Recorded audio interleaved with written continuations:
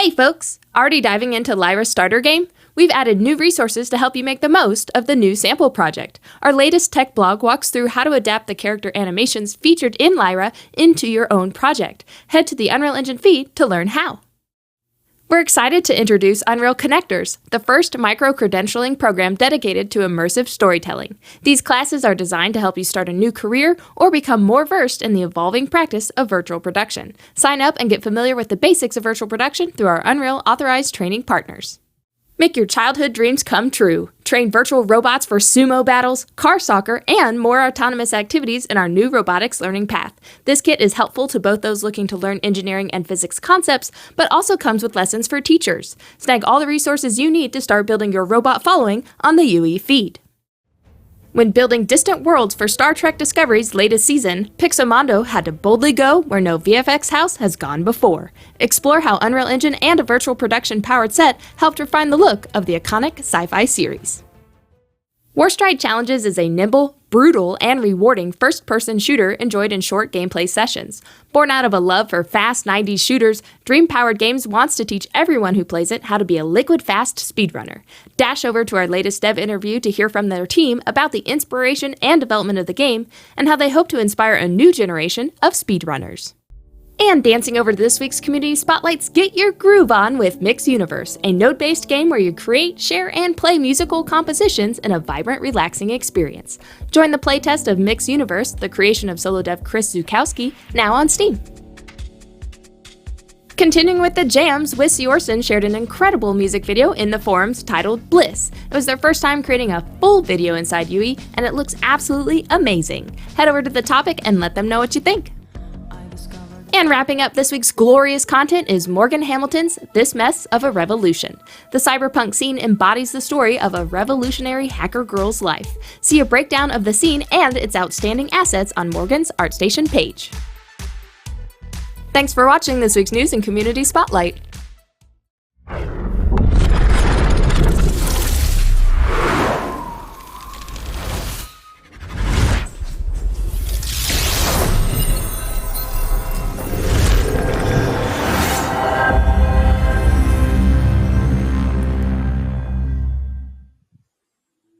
Hello everyone, and welcome to Inside Unreal, a weekly show where we learn, explore, and celebrate everything Unreal. I am your host Tina, and today with me I have two incredible guests, Michael and Simon, two of the developers of the Lyra starter game who are going to sit with us, chat a little bit about the game itself, some of its features, and talk about some of the questions that come up pretty frequently, as well as any of the questions that you all may have today. So make sure that you write some stuff in the chat so we can have plenty of stuff to work through. But before we dive into all that, let's go ahead and introduce our guests a little bit more. Michael, would you like to tell us just a little bit about yourself? Sure. So my name is Michael Noland. I've been at Epic about 12 years, and I bounced back and forth between game and engine teams over that time. And I've been working on the Lyra project, and here to answer whatever questions you guys have about it. So. Yes, and thank you so much for being here. Simon, would you like to tell us a little bit about yourself? My name is Simon Lombardo. I'm a senior tech artist and gameplay designer at Epic. I've been here for about 5 years.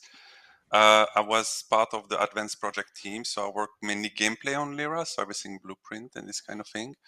And I'm now on the Fortnite event team. And here to answer any kind of question you might have. Which thank you, because I'm sure both of you have far better answers than I would for this particular project. So thank you for being here. But with that in mind, we do have a short little video to show, right? And then maybe we can talk more about Lyra itself. Yeah.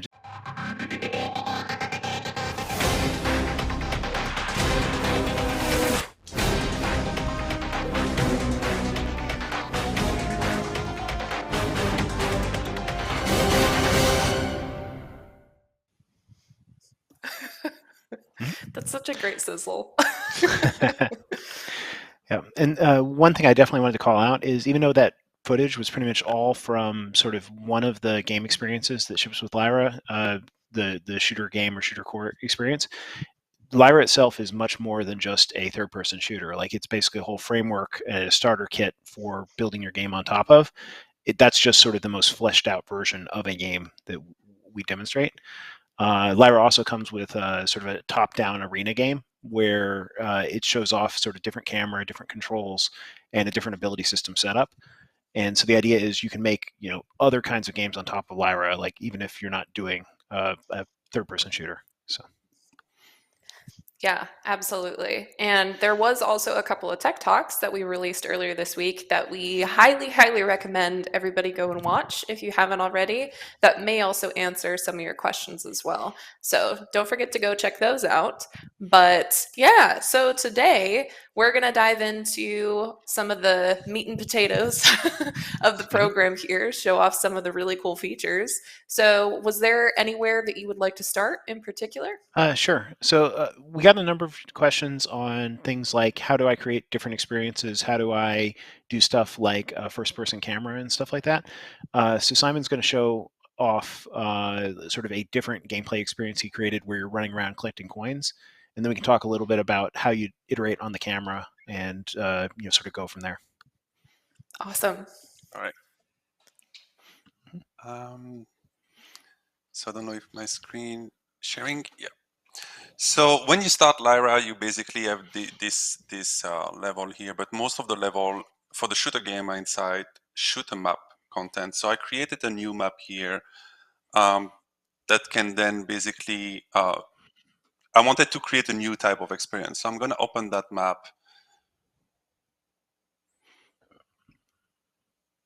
There you go. And this map was created using the geometry scripting tools. So all of that was created in Editor, and there is a really nice tech talk by Rand Schmitz that goes over more in detail on all this work.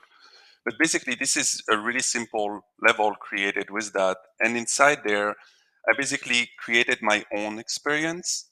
So if you want to start changing your experience for Lyra, you basically can go to your default gameplay experience in the world setting. And I just change a few things. I changed the score and this kind of thing. So I created my own experience for that. And inside there, basically in the action, in the component, I created my own score system, which that system is basically something that's added to the Lyra game state when this experience starts. And the only thing I change is basically just the number of points I need to win. So if I were to play that, and it's the same, so I have one player, and basically every time I collect a coin, I get a point. And you can see the score at the top changing. It's basically a really simple system that was created using the Lyra as base for it, and then I just collected all my coin. And then one of the main questions was also coming about the first-person view camera, and I can show that really quickly as well as how it works. So I have a turret killing me, unfortunately. So you still use all the damage, all the ability from Lyra, but it's a different game. It's a single-player game that you can have where you basically collect coin and then get the victory. Let me quit that. So to go over that, I basically take the default Team Deathmatch scoring class, and I just change basically the target score.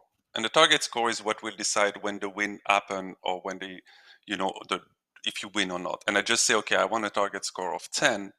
And to add a point of score, I just created a small blueprint here that basically add 1 point to your score every time you grab it. So if I were to open that blueprint, it's something pretty simple that does a gameplay cue, so an effect when you pick it up, and then basically send a stack, say, okay, you got 1 more point.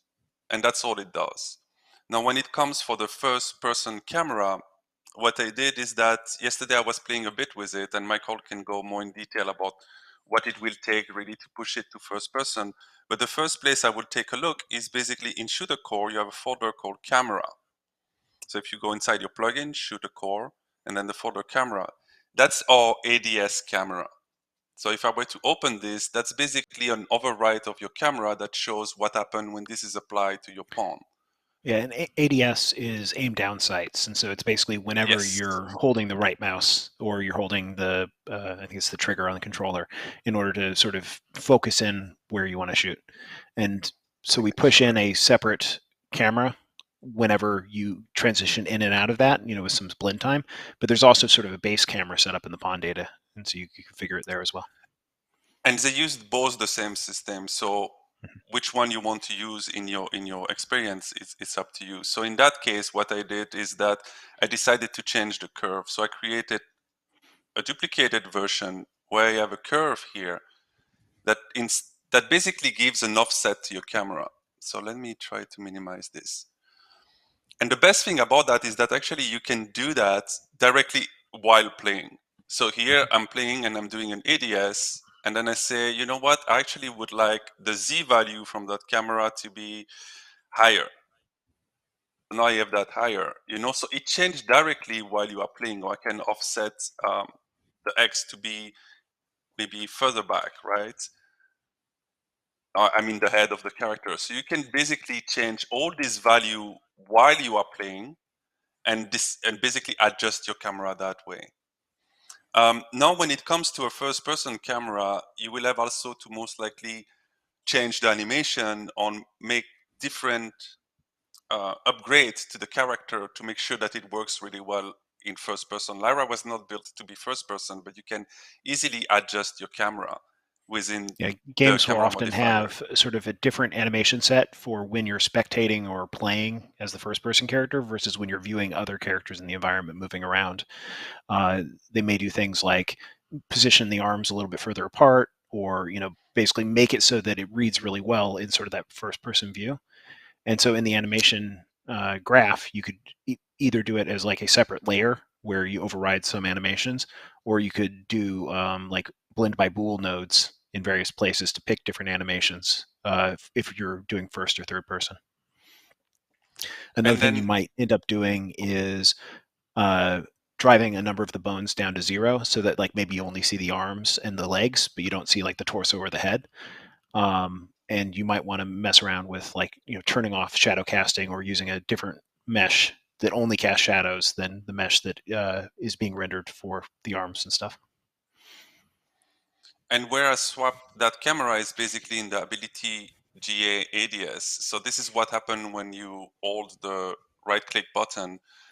We have a camera override, and I just slide my new version inside here. So if I were to stop that, and inside that ability, basically retake my third person version and swap that one in, if I were to play now, I would go back to the way Lyra was at the beginning, which is more an over the shoulder type of camera.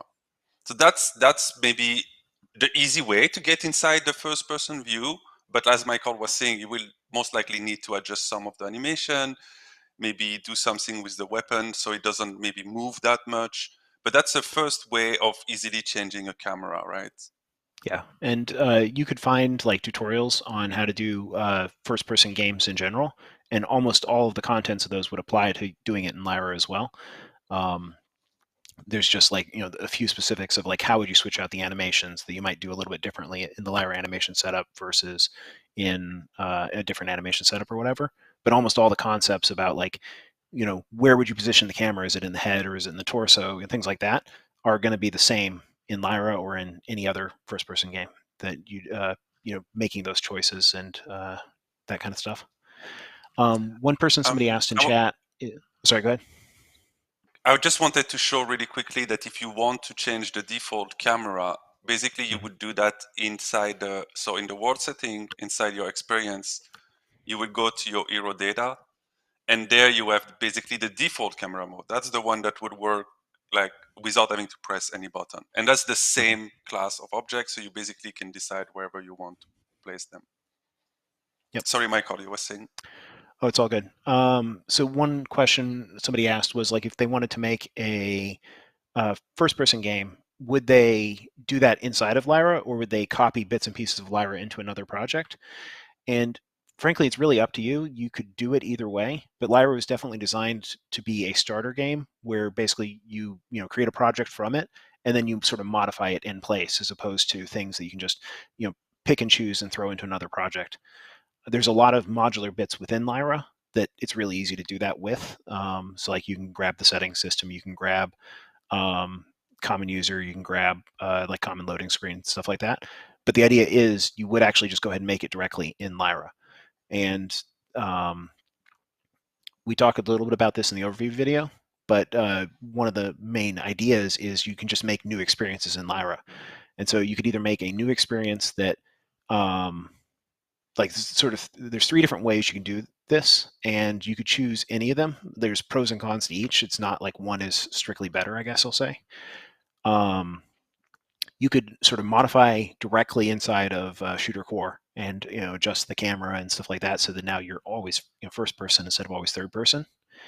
You could create a new experience that's a parallel to Shooter Core, but does not inherit from Shooter Core if you're just making a completely different game. And so that's what you would probably do if you were making like, an adventure game or an open world game that's not like shooting oriented or shooting focused, like just, not use anything in Shooter Core, or, take a few pieces from it that you might want. And then the third option, if you're sort of building and extending upon it, is you would make another plugin that depends on Shooter Core. And so you could make like, the My Cool Game core or whatever that can then use any of the stuff that was inside of Shooter Core. It can add its own stuff too, and then define new experiences and stuff like that. And so to some extent, that's what Shooter Maps is, which is the plugin that has like the 2 big maps in it. It just doesn't create any new game experiences. It's literally just, I'm some extra maps that you can play using the gameplay from this other thing. But you could do the same thing where like now I've got, to take an example, maybe I'm making a capture the flag mode. And so you can make that as a new game feature plugin that depends on Shooter Core. It might also depend on Shooter Maps if you want to get access to some of the meshes or materials that are in there. I don't think we have a bunch of content in Shooter Maps though. And so really like sort of what that granularity you choose depends on, sort of how you want to build your project. So. And that's also kind of related to, I think there was another question that was just sort of like, how do you create a new game mode in general? And so we do actually have the other example I mentioned. I can switch over to the editor and show this. Yep. Actually, let me go ahead and switch it to where I'm doing a separate window.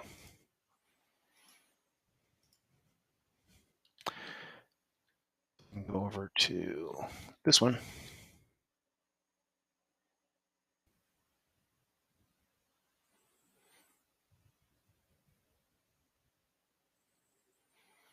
And so in this mode, it's sort of a completely separate camera mode.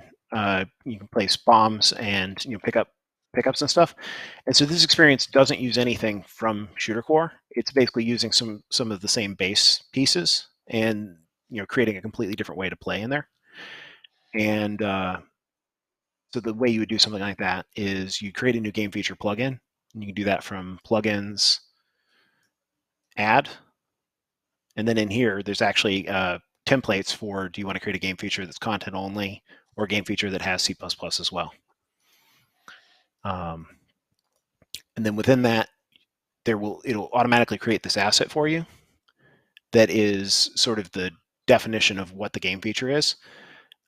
We did a live stream on game feature plugins and modular gameplay around the time of the 5.0 early access preview. And so if you want to get a little more in-depth information on how this stuff works, I'd recommend checking that out as well. But one of the key bits here is these asset types to scan. And so this is how sort of like the asset manager discovers new stuff in here. And so like you can discover new experiences, new user-facing experiences, the maps, all that kind of stuff. And so you're probably going to want to copy that block from one of the existing game features into your project. So we can look, and so like here's the experience for this top-down arena game. And so we can see it's got some actions, like it'll add widgets. So like that's how the HUD is being done. It will add components, and so like that's how most of the gameplay is being done. So we can see that there's like player UI, which is like the widget in the corner. How many teams, like how will teams be created, and then sort of like the actual gameplay logic and stuff like that. I think there was also a question about like if you wanted to trim down the project size, like what is safe to delete and what isn't. And so, for example, you could delete the shooter maps directory, and you would lose like the expanse and the convolution maps. No, convolution, yeah. But otherwise, everything else would still work. And basically, what would happen is the front end wouldn't list those tiles because it couldn't find them anymore. Like basically, it's using the asset manager to say, hey, what user-facing experiences do I have access to? And it's going to show them in the front end. So everything else will sort of just gracefully work. So if you weren't making a shooter game at all, you didn't need those maps. You could just delete those entirely. You could actually delete the Shooter Core plugin as well if you're not using anything from it. Like if you want to make a completely different kind of game.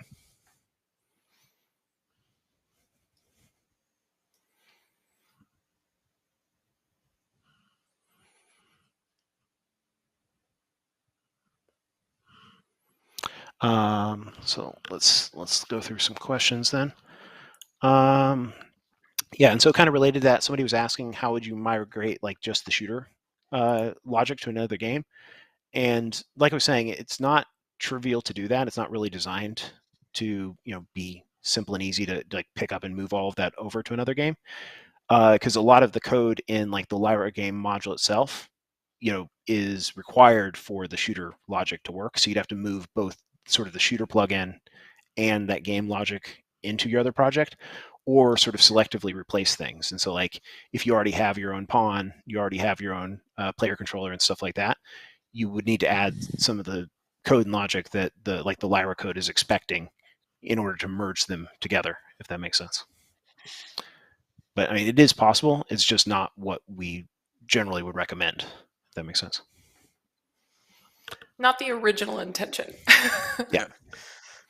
Yeah, it's much easier to lift like entire subsystems. So like if you wanted to use like the settings system, that would be fairly easy to move over to another project, as opposed to trying to like lift the entire sort of game framework of Lyra, into another project.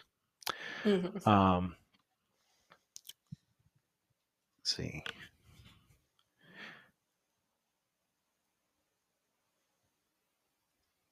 So another thing, yeah, actually that's kind of related to what we're talking about, but it's sort of like just how do you figure out where to start? How do you, sort of tease apart, how to create new experience and stuff. So we talked a little bit about like what that flow is in the overview video of you choose a user-facing experience, then that matches into the match and loads up the actual experience itself, which is you can also configure in the map. So like we go to world settings on this guy. You can see this one actually doesn't have one because it is literally using the default. But if we open, say like the top-down one,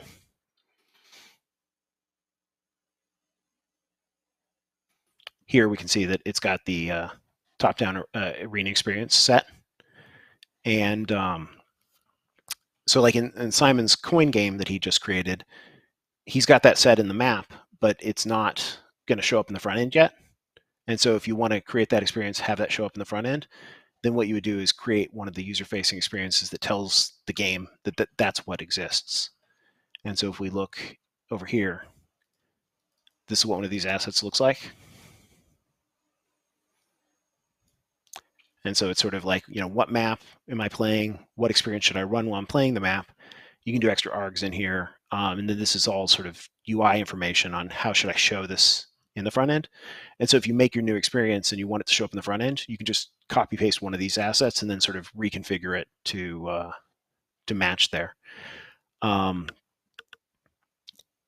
other thing that like, when you're just wandering around like a new piece of code, like you're trying to figure out like how something in the front end works, for example, a thing that a lot of people don't know about is called the widget reflector.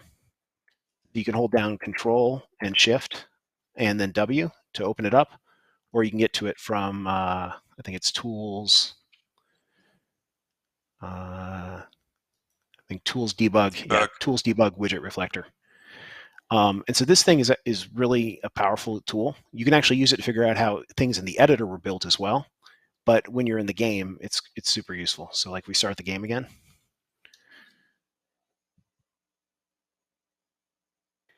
So I'll have to shift things around just a little bit. But say that I wanted to figure out, where this timer at the top of the screen, where's that built?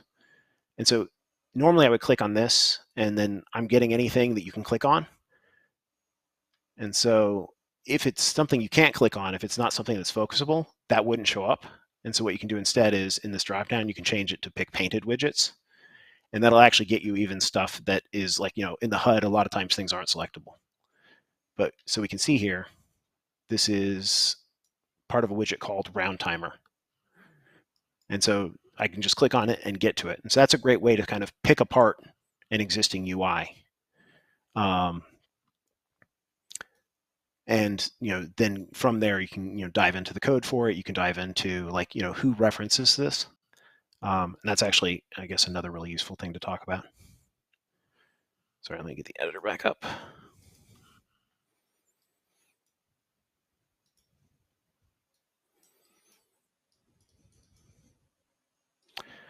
So this round timer widget, if we hit browse, it'll show us where it is in the content browser. And so from here, you can right click on it and say reference viewer. And so the reference viewer is really great for kind of trying to tease apart how these big asset graphs work and kind of navigate around how the code works. And so things on the right are things that are being referenced, and the things on the left are referencers. And so in this case, you can see the round timer, uses macros, it uses a text style, and this is the parent class that it's derived from. On the left side, we can see who's actually referencing it. So in this case, it's the HUD layout is referencing it. And so if you double click on one of them, it'll sort of recenter the graph to show you how these other things are connected. And so you can see, like, here's the escape menu, the round timer, I think this is the actual, the screen that people see. And we'll talk a little bit more about extension points in a minute, because I think there were a couple questions on that as well. But this is really powerful for kind of wandering your way around a project. I showed you how to sort of start getting into this from a particular widget, but the same thing applies if you're trying to figure out how some game code works. So like if you wanted to figure out how the shotgun works, for example.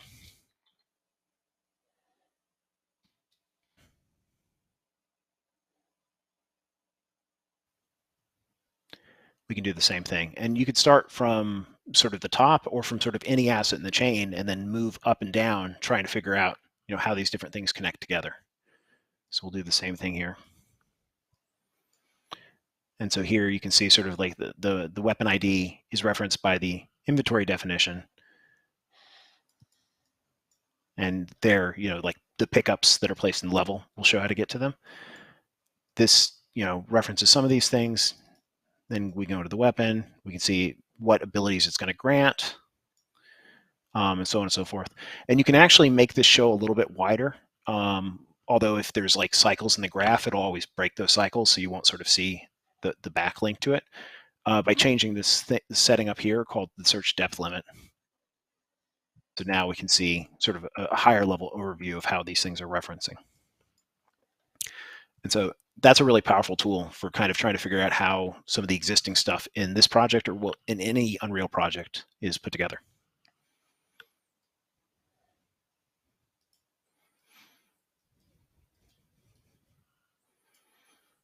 Yep. So let's have a look at chat and see if we see some questions. Yeah, there's been quite a few that have popped up. There is one that I need to ask because it is extremely important, and I need you to take this very seriously. I think I know which question this is going to be the most important question of the day. You probably do. Is it pronounced Lyra or Lyra? Lyra. Okay, there we go. Honestly, it doesn't really matter, and you're probably going to rename the project to whatever you want. And so, call it whatever feels right to you. That's actually a great segue into a common question we get is like, how do you actually rename a project that's got C++? And so if we look at sort of the folder structure here, this is sort of where, when I went in the launcher, I created a new project using Lyra Starter Game. And so it's created like this Lyra Starter Game.u project, this folder. And then in source, it's got like all these target files. Let me just minimize that. And so the two things that you'll want to do is you'll probably want to rename the .u project itself. That's not strictly speaking necessary, and we can already see that like this is named Lyra Starter Game. It's not the same as the folder, but the targets are actually what really matter. So like, when you package the game and you build like what is the executable going to be called, it'll be named based on these target files. And so if you rename one of these, like, rename Lyra Game or Lyra Game EOS, you could call this like mycoolgame.target.cs. And then that your project will, when it's packaged, will actually, be mycoolgame.exe. If you want to rename one of these, it's not enough to just rename the file. You do have to actually edit the file as well. So if we look at the source to this, basically you can see that the name of the file is kind of repeated a couple times in here. And so you'd update Lyra Game Target to, mycoolgame target and in each of these places. And then you'll regenerate project files and build your project. And that's how you rename the game. If you want to actually rename the individual modules within the game, like the source files, that's a little bit more involved. But if you just want to rename the executable and how it's built, that's fairly easy. So.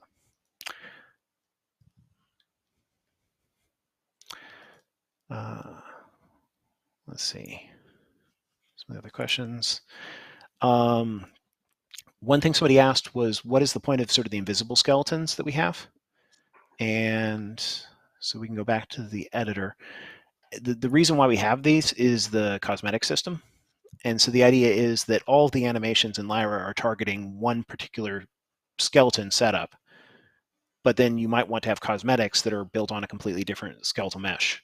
It has to be, similar enough that the retargeting can go from the source to the destination. But that's why we have this invisible mesh in the base class. So all the animation's actually playing on the source or the leader that is playing the invisible, that is playing the animation blueprint and has this invisible mesh.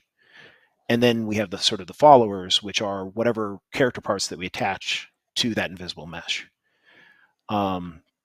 There's some setup so that you can actually swap out the invisible mesh based on tags in the cosmetics. Like if you want to have like a large body type, a medium body type, and a smaller body type. You could also do it like if you have things that are not all the same, like, if you have humanoids and then goblins and then trolls or something like that, where you have, very different body types, you might want to swap out the invisible mesh for different setups there that have, wildly varying proportions. But yeah, this invisible setup, makes it so that it's really easy to, if you want to sort of construct a character out of bits and pieces instead of like one whole thing. So you might have like an upper body and a lower body and like be able to combine sort of, pants and shoes separate to tops, and then have a head as a third one, and, a backpack as a separate thing again. And so in each of those cases, you'd have a skeletal mesh that's only got a portion of the bones in it, and they're all being attached to this one animating invisible mesh that has all of the bones.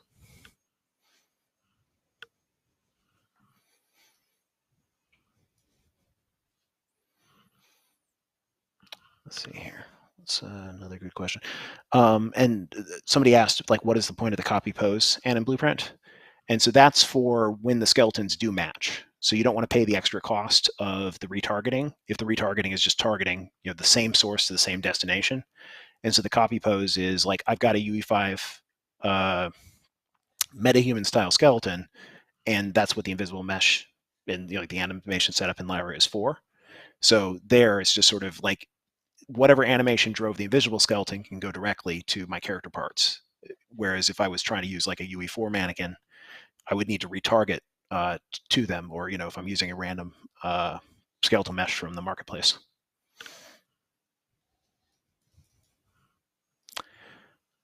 Let's see. Somebody asked if there's any plans to support VR dev on Lyra. There's no firm plans, but the VR team is looking into that and potentially creating sort of a new experience within Lyra that shows off how to do VR gameplay and the tracking and everything else. And so that's something that might come in a future engine release. I did also see a question. There were a few questions actually in regards to Lyra's compatibility with EOS. Mm-hmm. Yeah. So Lyra,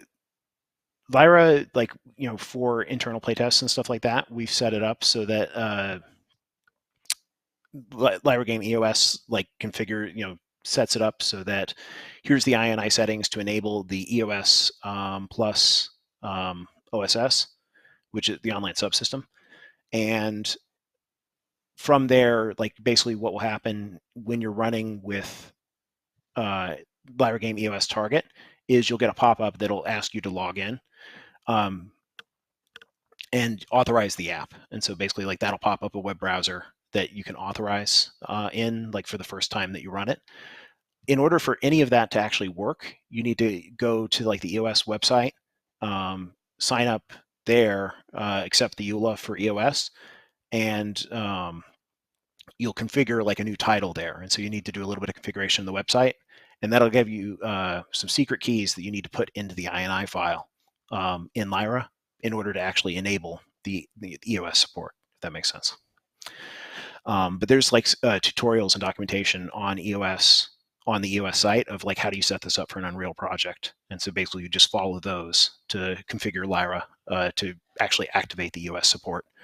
In the absence of that, and typically when you're running in Pi, you're running with what's called the null OSS, which can do pretty much all the same multiplayer things, but it doesn't have NAT traversal. It doesn't, so it won't work if you're doing multiplayer across the internet. It only works on LAN and things like that. Very cool. There was another question as well, where they were wondering how would one go about creating custom actions in the game feature actions? Mm-hmm. Sure. So this is something that requires C++, but game feature action is literally just a subclass of game feature action. We just have a look at that. So what you'll do is you'll just derive from this class and then override some of the events that you want. And so often it's the easiest way to go about this would be to take one that is as close to what you want it to work as and then go from there. So some of the built-in ones are add cheats, for example. And so in this case, it's just doing work when the game feature is activated or deactivated. And we can have a look at the implementation on this. In this case, it's calling into the cheat manager to tell it whenever a cheat manager is created. And so whenever a cheat manager is created, it will spawn one of its cheat classes and then add it to it. And so if you have some system that you want to do some custom game code based on when your game feature is activated or deactivated, you could do that just by implementing on game feature activating, on game feature deactivating. One of the big caveats or gotchas that you'll run into with game feature actions and game feature plugins in general is in the editor, when you do multiplayer Pi, where you've got the client and the server running, or client and two clients and a dedicated server running, is that game features are global. All of those Pi sessions are running in the same process. And so if any one of them wants one of the game features active, it's going to be active for all three of them. So unlike when you're running the game in standalone, where each one is a separate process and they could have plugins enabled or disabled in different states. And so a lot of times this is not a big deal at all. If you're just playing directly into a map, well, you wanted the same plugins to be loaded for all three players anyway. But if you load into a map and then had one player move back to the front end, now you want the game feature actions to deactivate for that player, all that kind of stuff. And so that's where sometimes the complexity of implementing a custom action can come in. So if we look at like the add component action, it has to do a little bit more work to make sure that it's not adding components to a world that it shouldn't be. And so you'll see that like it's actually paying attention to what world things are happening in order to determine whether or not it should apply to things. So that's just a little bit of added complexity that you might run into when you're doing a custom action. In practice, a lot of times you won't need to make custom actions because a lot of the things you might choose to do with an action, you could probably also do just by adding a component instead and then running some logic in like the begin play of your component. But it's available there if you do want to do it.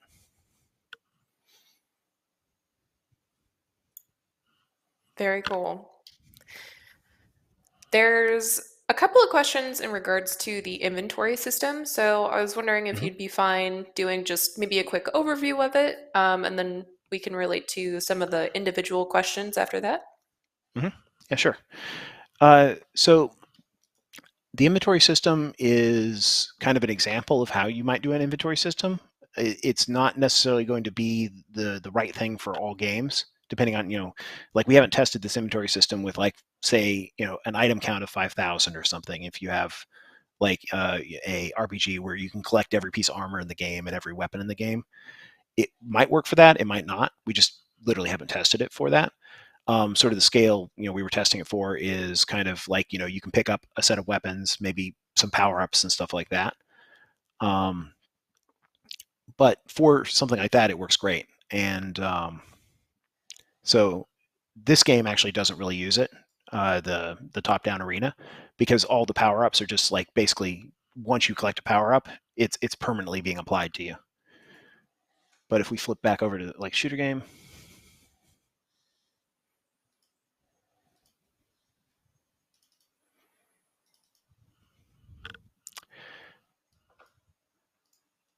so actually, just a quick aside, if you load any of the maps that use world partition, you might notice that there's nothing visible by default. But what you'll have instead is you'll have this extra tab called world partition. And so you can choose to load individual cells here. And so like I can just load all of them. But this is great if you're building a much larger map where it would take a long time for the editor to start up and load every individual actor and all of their assets. And so you could like load only the cells like where you're currently working on in the level. So in the shooter game setup, whenever you run across a pickup, we'll add that to your inventory. And then we'll also attempt to auto equip it. And so the inventory versus the equipping are sort of two separate concepts. And so we have the equipment system, which is I'm applied to a player. And so therefore I might have like a mesh spawned. I may, like do active effects to the player, like, grant them new abilities, that sort of thing. And then I have the inventory, which is just the player owns this item. It has access to it. And then we have the quick bar system, which is how kind of the two connect. So the quick bar is like what thing is active, and it spawns a piece of equipment based on, when you switch to that slot, if that makes sense. So if we play, you can kind of see how that all works together.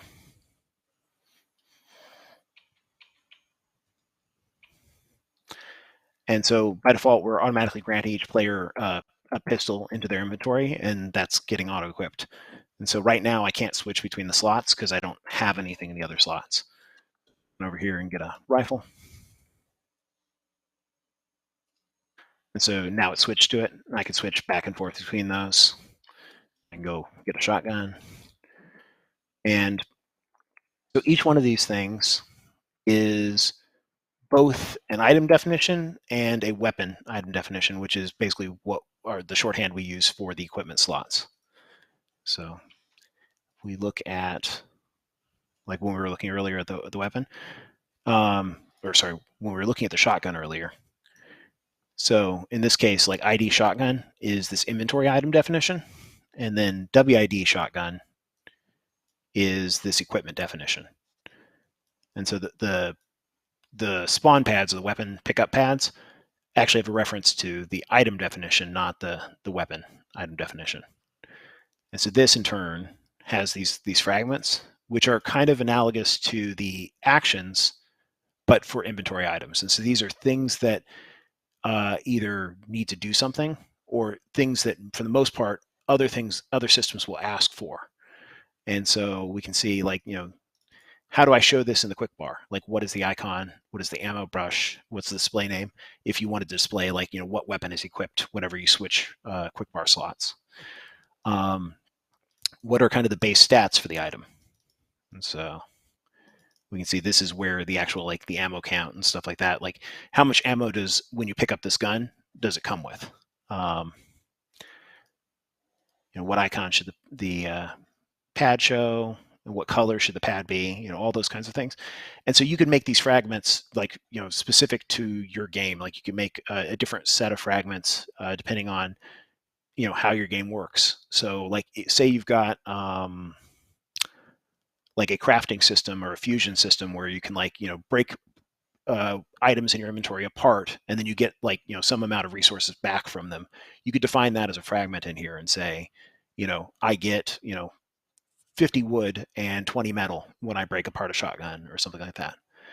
So really, this is kind of like the basis that you could start building more custom systems on top of, if that makes sense. And all of the inventory and equipment stuff is sort of replicated by default. So if you're making a multiplayer game, it'll properly handle when you grant the item on the server that the clients will see it reflected in their inventory. So, do you want to go through some of the, like, specific questions people had on inventory system? Yeah, absolutely. So one of the questions was in regards to, let me make sure I'm asking about the right thing here. There was one about the prototype inventory as well. It uses world collectible items with interaction and not the pickup items. Yeah, so that was a prototype we were working on to do sort of like interaction prompts to, like, show, press E to collect kind of thing, if you're, like, at a harvesting node in the world, or, at something that you have to channel in order to open, like, a treasure chest or something like that. So there's a little bit of sort of a test map that has some of that there, but it's not like a fully fleshed out system. Like, that's something that we didn't end up needing in sort of the two main experiences that we shipped in the first version of Lyra. So that might get beefed out a little bit more in the future, but it's a good starting point if you want to build a game that has, like, harvesting and collection or something like that. Awesome. Lyra could keep evolving, so there is a lot of things that we didn't have time to do because of scope and because the time that we had it, but it's going to keep evolving, and we're going to keep adding a lot of things to it as the time passes. Yeah, absolutely. Which is, at this point, basically a mantra on the streams of scope is the worst and constantly has to be regulated. So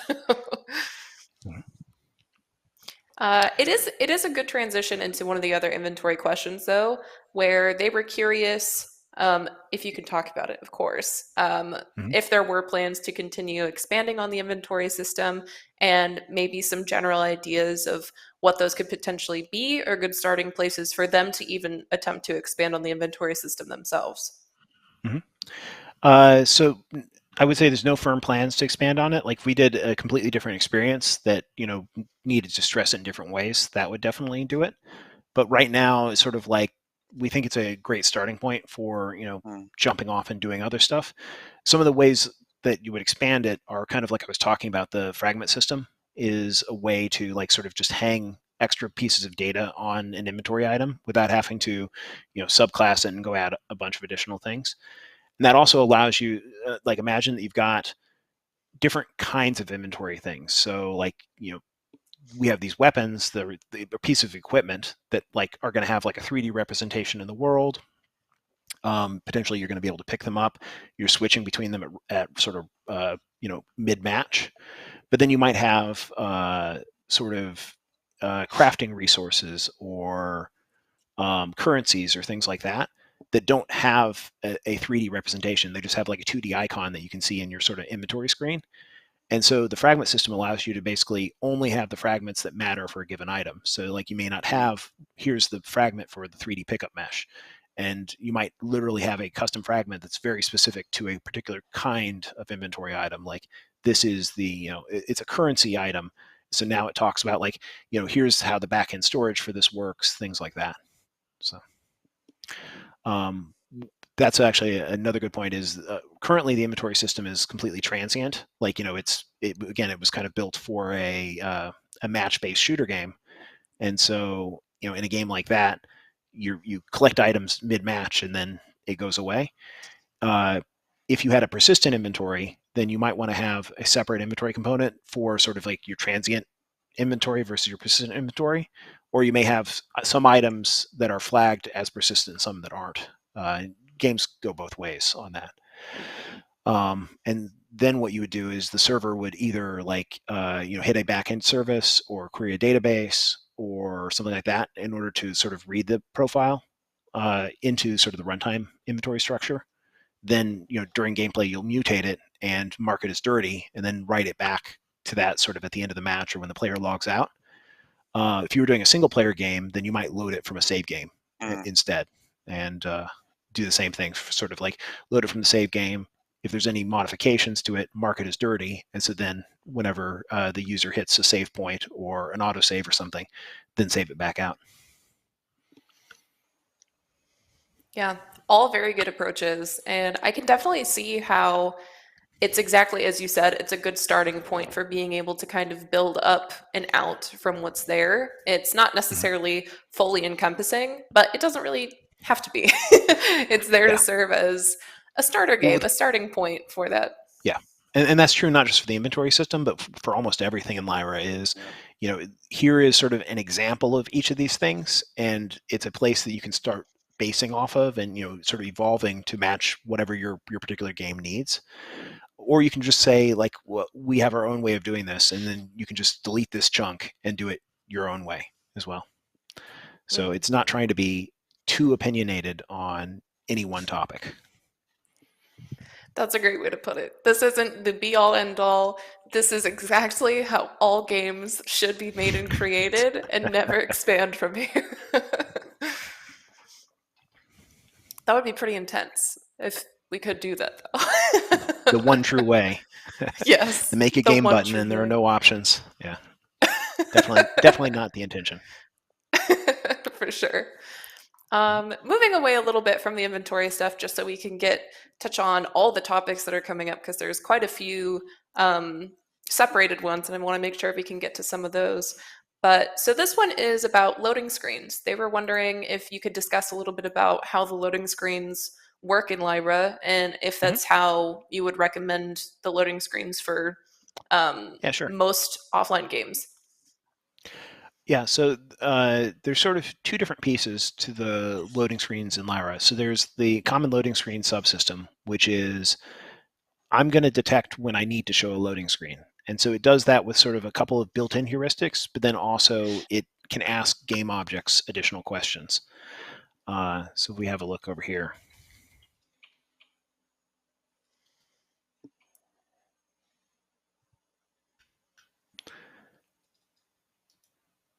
And so common loading screen, like pretty much all of the code is in this loading screen manager subsystem.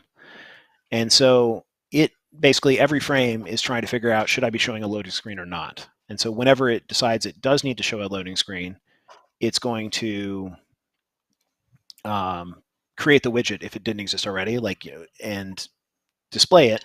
And whenever it decides it no longer needs to show a loading screen, it has an option for maybe I'll show it for just a little bit longer than I need to hide sort of like level streaming and stuff.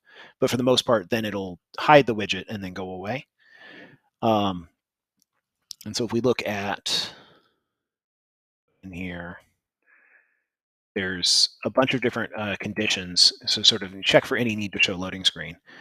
And so it's going to see, a lot of these are sort of specific to multiplayer games of like, okay, I'm still waiting for things to replicate down. So like, does the game instance have a world context yet? Do we have a world? Do we have a game state? Like a lot of these kind of just things that happen over a period of frames when you're connecting to a server. And also that helps prevent you trying to run code that shouldn't be run yet. So like, if you're trying to get world checked, you don't want to do that.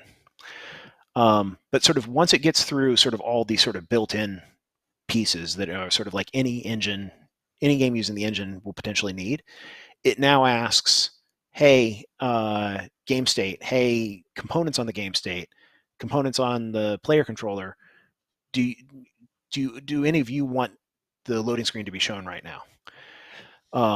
So we use that for a couple of built-in things in Lyra, but that's also a place where, say you've got like long-range teleporters where or fast travel in your game where you can open up a map and then pick a faraway destination.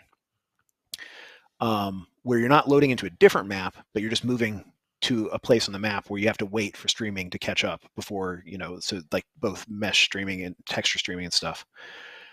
You could implement on your game state, like, I am doing fast travel. And so then I want the loading screen to be up for, 5 seconds, or I want the loading screen to be up until async loading queue has flushed or something like that. And so you could add that logic, and then it will just automatically be detected by the loading screen manager, and it'll pop the loading screen when it needs to. So that's kind of like, when do I show a loading screen? But that's not, what do I want to show on the loading screen? And so the way that's handled is project setting by default. So if we look at project settings, so common loading screen will basically, it's got a few settings in here. And so like this setting is what I mentioned before. If you want to sort of hold the loading screen up for a little bit longer after it wants to go away, just to help avoid kind of that, the game looking a little bit blurry when you first load into the map. And so this can be changed on like a per platform basis. So, if you're on, PS5 or Xbox Series X that have, really fast streaming, you could set that value much smaller because you don't need to wait very long. Whereas on a PC, you're not sure if they have a SSD or a hard drive, things like that, or a spinning platter hard drive rather. But what we're talking about is this loading screen widget. And so the actual base common loading screen is, I only know how to show one widget. And so the idea is that widget will typically be sort of a host that your game logic can choose other widgets to put into. And so if we have a look at this here, it's got like this debug reason, which you probably in a shipping game you might want to hide and just have like a loading or a progress bar or something. But this is really useful while you're developing, because it'll tell you that reason that we saw in the code. So sort of each one of these can, whenever any one of these says, yes, I need to show the loading screen, it always has a reason associated with it. Like, sort of what phase of loading are we in? So if loading ever gets stuck, if the loading screen ever gets stuck on, you can see sort of why, and like that will tell you what you need to go fix. But the other key piece here is we've got this widget slot. And so that's where the game logic actually chooses what loading screen to display. So if you want to have a different loading screen going into shooter game versus top-down experience, or, in that fast travel case, maybe you want to display a loading screen that's relevant to the destination. Like, you're teleporting to a particular town, and maybe you have like, a picture of the town, or you have, some cool destinations within the town that you want to show as like bullet points on your loading screen. You can set a widget that will basically show into this slot. And so in Lyra, we've got sort of a basic system set up for that. And so we have this Lyra-specific loading screen subsystem, which really just has one event for, hey, tell me what loading screen I should show whenever the loading screen is up. And so we can see that, basically we'll create that widget, and then we'll set it into the slot that we have in this loading screen. And we have a look at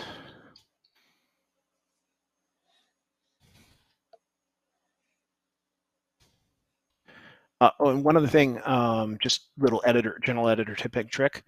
What I did there is I actually hit Control P, and that opens up this asset picker. And so that's a real quick way to, you can just start typing and get to an asset that you know the name of.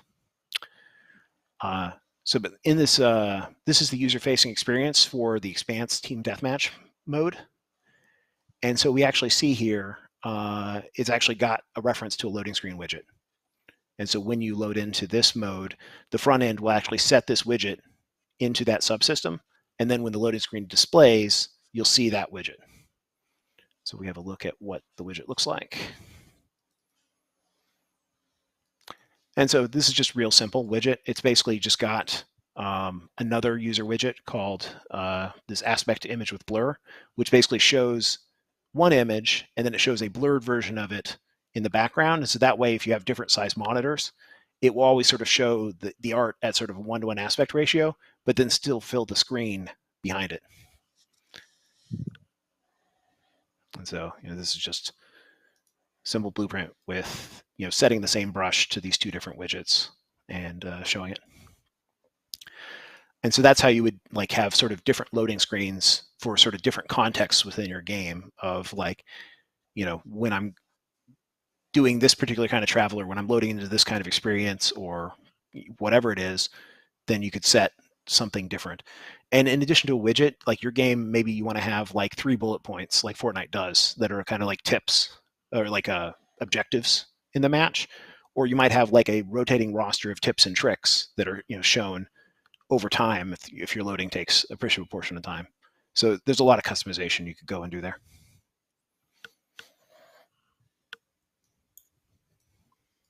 That was awesome. There's so many different ways to edit and customize all the different features of this. I mean, even the fact that we're going all the way down into loading screens and how to make those individually, it's incredible. Just the sheer amount of stuff that is available to customize. Mm-hmm. Yeah, that's a big part of what we wanted Lyra to be. Is it's a much more complete sample than a lot of our past samples, where we might have gone deep on one particular gameplay topic or something, but this is kind of has like that overarching life cycle of a game of like, how do you get from a front end into a match and back? How do you do set projects or settings / customization options, credit screen, all that kind of stuff. So yeah, absolutely. Are there any types or genres of games that you think wouldn't be suited to build on top of Lyra? Or do you think Lyra would work as a base framework for pretty much anything? I think it would work well as a base framework for pretty much anything. Like even if you're making, sort of a completely offline single player game with different gameplay than shooter game, there's still a lot of value in sort of the bits and pieces. Like you get the project settings, you get the video settings and stuff like that. You get kind of that menu flow. Like even if you don't need any of the flow like into matchmaking, you could just basically either ignore or delete the bits of Lyra that you don't need. Mm-hmm. Yeah, absolutely. Which actually does bring up another question that I saw of just, and it relates a little bit to what you were saying earlier as well, of bringing out the different pieces of Lyra, maybe perhaps that people wanted to use. But would you say it's fairly easy to be able to delete out the parts of Lyra that isn't going to be used for their game? Or is there a certain order and way that somebody should go about doing that? So deleting any of the game feature plugins is fairly easy. The only caveat is if one depends on another. Like you couldn't delete Shooter Core without also deleting Shooter Maps, because Shooter Maps depends on Shooter Core. But if you just don't need anything out of the shooter game example, you could delete both of those and then go on your way. Some of the more core bits and pieces, you might have to do a little bit more work. Like if your game, you just didn't want to use the ability system at all, you'd have to go into various classes in sort of like the Lyra base code and then delete bits of code and delete some C++ there. Would potentially be a lot easier to just say, well, I'm not using the ability system, I'm just going to ignore this stuff and leave it in place, for example. So it really depends on sort of how invasive what kind of changes you're making are. But from a content perspective, if you delete the shooter maps and shooter core stuff, then none of the content that is included even from the base game, like the weapon meshes and stuff, will get cooked into your game. And so like your packaged game will actually be very small then. So if you're worried about the size, it's fairly easy to strip out sort of all the content that we're shipping with that you don't want. Which is also a good point of why we build it with plugin in mind, right? It's also to help on all this. There was a lot of question about this, why everything is in different plugin. That's also a reason why. It makes everything much more modular, much more easy to strip what you don't need. Yeah. Well, and also just to make things explicit. So whether or not you're stripping it, you can kind of know who references what And so, like, imagine you've got a big game with a bunch of different, game modes. And say that you're working on like a milestone. A couple of those features may not be quite ready yet. Like, this experience crashes, or this experience, just, isn't as polished as some of the others. And so before I send this out for playtest, what you could do is you could just disable those features, and then they're not going to be in the build. But you didn't have to like delete anything. You didn't have to like permanently comment out stuff. It's sort of very easy to granularly turn off individual pieces. And same thing for like if you're doing a live service game where you're releasing the game over time, you can have people working on features without having to go off into a separate branch. They could be working like in the trunk branch with everybody else, creating new game modes or creating, the next season of content or whatever. And then in the release branch, you can just turn off, like, I don't want to cook this game feature plugin. I don't want to include this in the build. And so it gives you a lot of control over sort of when do aspects of your game go out to other people. Yeah. That's awesome. And with the same idea of the customability, is that the word I'm looking for? English is hard. Some of these words, I feel like I'm making half of them up, but being able to customize, there we go, I'll get around it that way. The game here. Is there anything in particular that either of you would recommend people not build upon, or just leave kind of as it is and build around it? Is there, or any kind of absolute no areas of the project of don't touch that, it'll catch fire and break everything? Not really. I mean, like, again, it's meant to be a starting point that you can then take and modify whatever you want. I will say that a lot of times there's already a way to do things, if that makes sense. So like you don't have to go in and dive into the C++ and go tweak stuff. Like if you just want to change, what abilities does a player start with, or stuff like that, all of that can be data driven in the editor. I think there were a couple questions around like how would you have sort of different attributes for different players, or how would you have sort of asymmetrical, like, if you picked a class or a team role or something. So in shooter game, sort of like all of the modes that we have are the everybody on both teams, or everybody on however many teams you have, are all the exact same. So they all have the same abilities, they have the same starting inventory and stuff like that. But the system's designed so that you could have different pawn data. So like you might have like, say you've got a protect the VIP mode where like, 4 players are in one role and then 1 player is in a special role. You could have basically 2 different pawn datas defined for those, which have sort of different ability sets. And then all you have to do is in the game logic where it's choosing what pawn data to do, you basically make that extensible via the experience. And that's not something that we shipped with, but like that would be easy to go in and modify and choose, these players get this pawn data, this player gets this kind of pawn data. Another thing you can do if you want to, like, everybody sort of starts basically the same, but like maybe you have different health amounts, like because you've got a piece of equipment or something like that. That's something you can do with the ability system. And we've actually got some demonstrations in the top-down version where, like, when you pick up extra bombs or when you pick up speed up boots or things like that, it's modifying the max and current values of attributes. And so it's just a gameplay effect being applied that's like boosting your max health, for example. Yeah, that's awesome. This one's a little different from most of the other topics that we've had so far. It could potentially relate a little bit to the EOS stuff though, but there was mention of, cheating or exploitation, especially through the client side. And so they were wondering if you could talk about ways that you would validate and protect against cheating using Lyra. Sure. So one of the first things is Lyra is a fairly client authoritative game on purpose so that it's like, very responsive and feels really good to play. But that also means that, we're trusting the client on things like, what did they say they hit? And so there's a place in the Lyra weapon code that's sort of like, here's where you can do additional validation. There's no examples shipped with Lyra, but you could do things like, hey, let me have the server do a line check just to make sure that, like the player really could have seen this thing, make sure that they're not shooting, sort of outside of the cone field of view of where we thought the player was at that point, things like that. As well as, verifying things like the, looking at shots over time. It's like, is every one of their shots, perfect aim, or is there randomization to their shots? Like, have they attempted to modify the weapon properties locally? All those kinds of things. So you have an opportunity to do a lot of sort of validation on the server and determine, should this hit actually count or not? And then you can choose, like, basically the actual damage application all happens on the server. And so basically you could say, no, I don't believe the client here.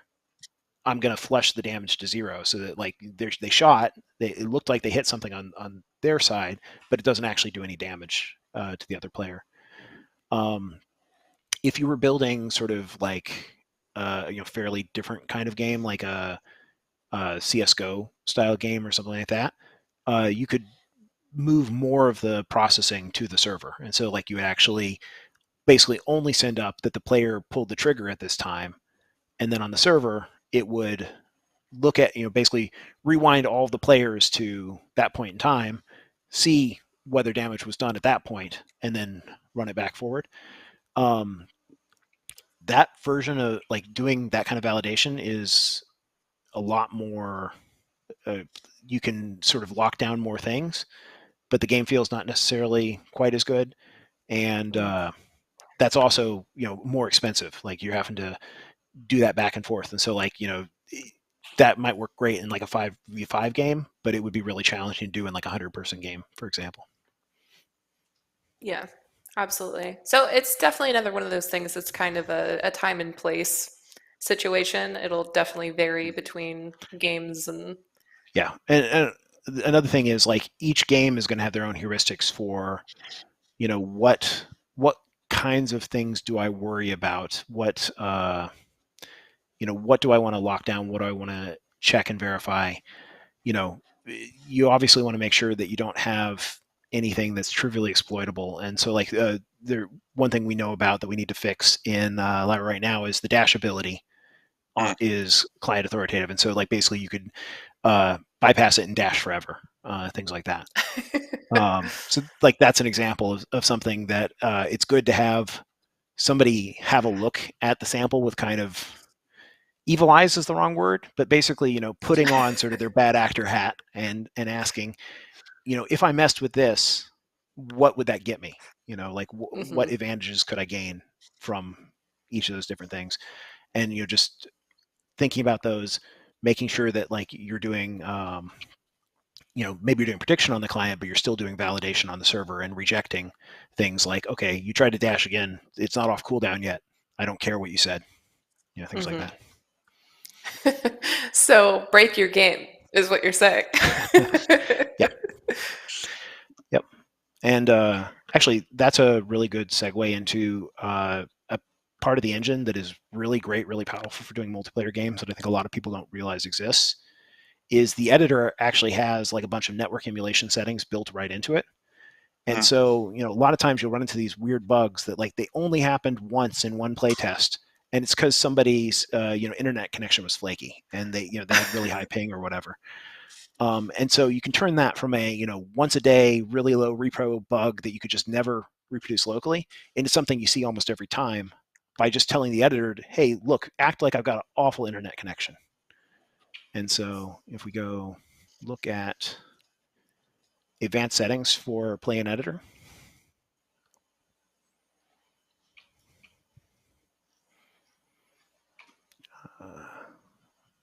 let me see here. I don't remember exactly where it's at.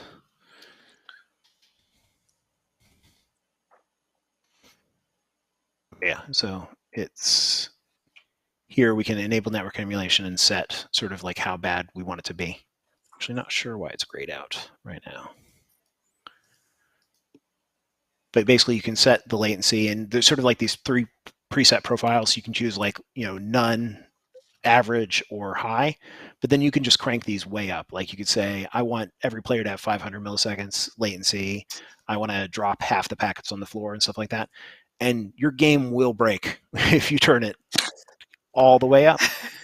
But what you're trying to do is like, make it so that it never, it never crashes. Like there's not obvious exploits where if, one person with, 250 or 500 ping comes in, that they're making the game really worse for everybody else who's in the match. And just in general, like exposing sort of bad assumptions you made in your game logic about sort of order of operations, where, if, the activation of this ability never happens, well, did something else assume that ability must always be active, things like that. So, but that's really useful for debugging networking problems in your game. Yeah, absolutely. And it's a great point, just that not everybody is going to have the highest, most amazing internet connection ever. Not everybody has fiber, sort of thing. So being able to test who's going to be breaking the game if they join this multiplayer match and things like that. Yeah, and just in general, like, even if you've got a good connection, there could just always be blips. Like, there's a lot of hops between your computer to whoever's running the server and then back again, that, some transient thing could happen, and you just, it drops one packet once and, does the game correctly handle that and recover from it. So, and the engine will, there's this whole idea of reliable versus unreliable. And so anything that is meant to be reliable, like a reliable RPC, the engine will retry and make sure it happens. Whereas if it's unreliable, which you'll usually use for stuff like cosmetic interactions or transient things that, like, I don't want this to happen again a second later, like the moment's moved on, then unreliable will be like, I'll try, and if it fails, then we'll catch it next time, kind of thing. So yeah. I like that. It's doing its best. It's trying. Yep. There is a question because obviously, as both of you have said, Lyra has full intentions on being continued to work on. More features are going to be released. Things are going to be updated as time goes. Is there anything in particular that you would recommend for them on the development side of making sure that they're keeping their stuff compatible with any future updates that come out? Not really. I mean, it's kind of the same thing I was talking about earlier, of kind of see if something already is supported before, diving in and changing everything. But for the most part, like, probably a lot of what people are going to want are like, bug fixes or improvements and things like common user, or, if we make any changes to the loading screen and stuff like that. And so those are also the places where they probably won't need to customize them as much. And so they should be able to just take like the version of that plugin in 5.1 or 5.2 and then drop it into their branch of the game. And that will probably work fine. It'll be probably a little bit harder to, like if we refactor how pawn data works or something, you may not want to take, that change, like that might involve touching a bunch of different C++ files in the sample. And so you may or may not choose to, take that change into your fork of the game, for example.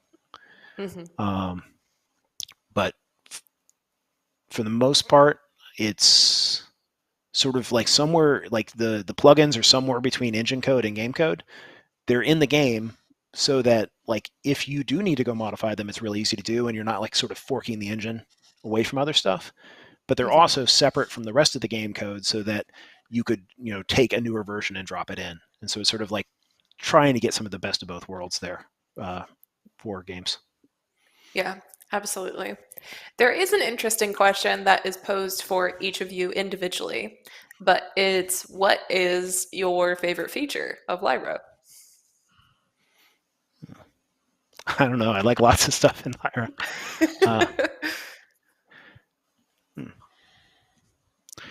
I mean, probably just in terms of all of the other benefits it buys and the things that it allows, the experience system would have to be my, sort of number one thing, where I think, this just makes a lot of other stuff easier to do and quicker to do and cleaner to do. But in terms of like sort of coolest to play with is probably like team coloring. I think like just small system, simple system, but it's fun and easy to play around with. Do you want to give us an For me, example? would be the. Oh, go ahead. Well, go ahead let's with hear yours, yours. Yeah, and then we can go into examples for both of them. The hero data is, and this action thing that you can add the ability to add an ability and just change a binding and test that new ability without having to go through a lot of steps to do it. I'm mainly a blueprint guy, so when it comes to code, I leave all of that to Michael. He is the brain on that. But everything that was built on Lyra seems confusing at first because there is so many parts to it.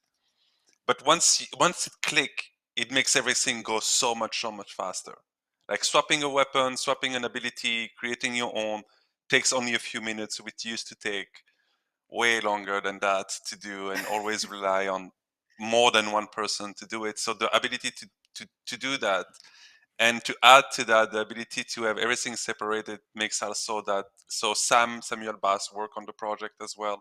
We could both touch a weapon without overstepping on each other, and each could deal which parts they wanted from it without having to wait for the fight to be checked out or free. And so that part for me is great. It's awesome. Definitely a quality of life improvement there, I can tell. Yep. But I mean, at a high level, that's another thing that we wanted to try and demonstrate with Lyra is a lot of like little bits and pieces here and there that just help make you more productive, help make you more efficient.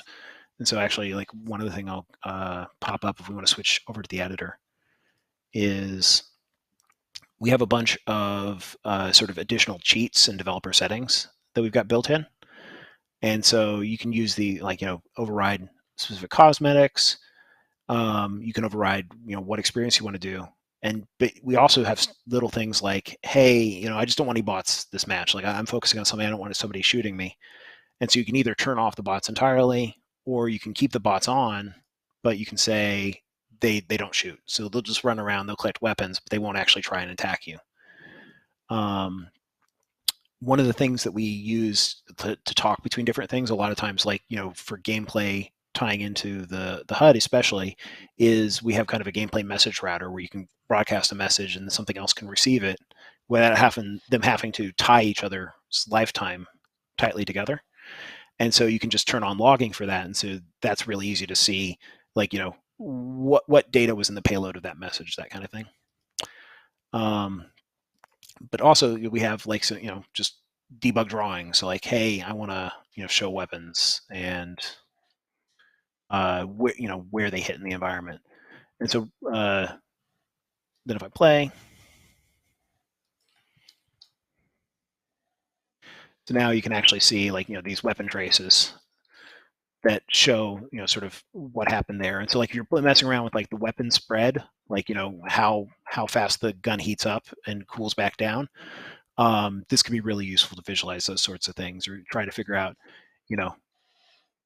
what exactly got hit and where, those sorts of things. But really what I wanted to mention was more this idea of these things, as opposed to, yes, there's this specific example, but make these tools, like, make settings like these, and they will make, everything just go more efficient on your project. Like the number one thing for almost everything is to keep that iteration time down, get you more chances to, more experiments, more attempts to find the fun.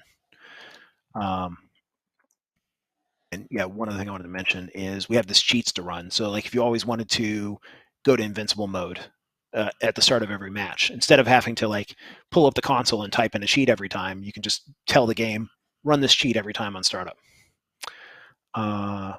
But what I was going to show off, because we were talking about it, was the team coloring stuff. Yeah. So one of the, again, we tried to make as many things as possible in Lyra changeable while the game's running. And so like I can actually go over here and just mess around with, what color do I want the player to be. And again, this is not something that you're doing a ton of times. And so it's not super, super important. But again, it just like, you can have, somebody who's got a better art eye than me, standing over your shoulder looking at it, and as you're tweaking values and figuring out, what do they like, in these different lighting scenarios? Like you could run around the level and, does this set of values look good in all of these different places? Or does it look good in the dark areas, but not look good in the light areas? So on and so forth. This system came online really late in Lyra's development, like really late. And so we didn't actually switch everything over to use it yet. So like the characters use it, and the abilities like the particle systems that play when you dash and when you get eliminated or respawn in. But none of the HUD stuff is using this yet. But it was designed so the HUD can use it too. And so that's something we'll probably update in the future version, showing how to pull this data in the HUD instead. So like you can see these colors here are not actually coming from this asset, but they could be, basically. So. Yeah, that definitely is also now one of my favorite parts, just because I really love being able to mess around with the color wheel. It's always my favorite part of anything. But yeah, then for Simon, so the feature you were talking about, do you have any examples that you'd like to show for that, or is that one a little bit more complex than trying to show in the editor? We showed it a bit on the overview, but I can show it again now really quickly. So if you were basically to go to your experience, there is the hero data. So inside your experience is the first thing, and that's the data asset that basically gives the ability to the hero once the experience is started. And these are basically linked to an input tag from the enhanced input system. So it's super easy to keep, for example, the jump and then test a different ability with it. And the fact that you can easily do that without having to go inside your pawn blueprint and start changing everything is set up outside of your pawn. So you can basically keep changing this thing whenever you want without having to take the pawn for you, check it out, and nobody can touch it, right? So I can play with that specific ability while another designer can play with another ability, and we are able to easily swap them. And that was the same for the weapon, right? Like what Michael was showing for the weapon.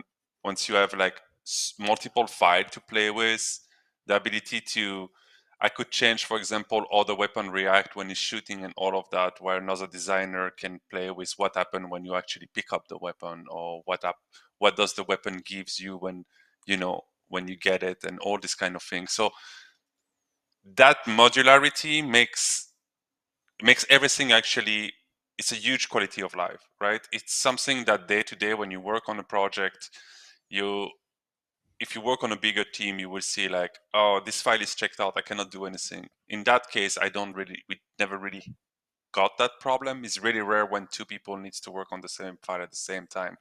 And the ability system helps a lot with that. And the fact that everything is so easily accessible through the hero data, it's just, you don't realize it maybe like when you start playing with it, but after working on your project for, let's say, a month or two, going back will be really difficult.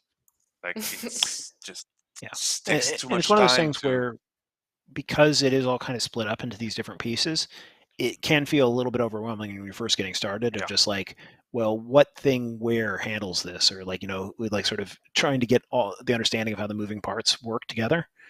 But like you're saying, sort of once you've got into that, like you can kind of understand like all these parts are here for a reason, like, and they do work well together, and it's simple and clean to understand how things changed.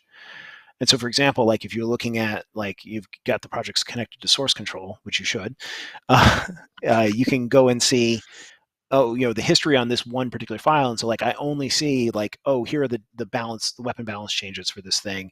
And I don't see the changes for like, how the particle systems are played or whatever. I can go look at a different asset and see the history on those. And it kind of helps you understand like, well, when this person changed these files, what files did they actually touch? And that almost tells you what the change was as well, instead of having to dig in and diff them and figure out, oh, in this check-in that's talking about the cosmetic stuff, they also went and changed the balance numbers.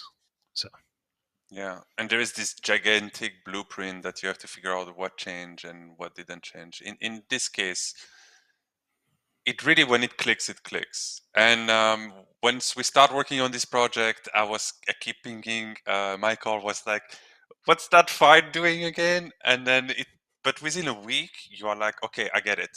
And I don't want to go back to a single blueprint with like plenty of function in it and plenty of stuff. It's like when somebody submit, I know exactly what's happening, I know exactly what it touched, and working. Even just, we were only 2 designers at the beginning on this project. Even just 2 designers saved us a lot of time. Like when Sam and I, we knew which file we were supposed to touch without blocking anybody else.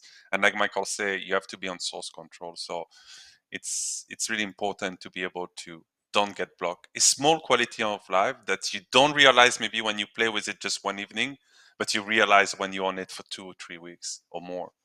Right? At that moment, it just click and you're like, oh, I get it now. I get why it's important. Yeah. And harkening back to the question before about like how modular should you go, like, can you just delete stuff in Lyra and do it your own way? Absolutely, you can. Like, if you just really don't like that aspect of it, but you like some of the other things in Lyra, you could totally, just make, not use the inventory system, not use the equipment system, stuff like that. Just make like, okay, here I've got my player pawn and it knows everything in there. I think you're going to run into problems like, sort of once your game is big enough, complex enough with that kind of path, and that's why we kind of recommend this approach. But it's totally viable to prototype or to choose to do things a different way. Like, we're not trying to say no, you can't do that with this project. So Right. It's a starting point, as it says in the name. Yeah.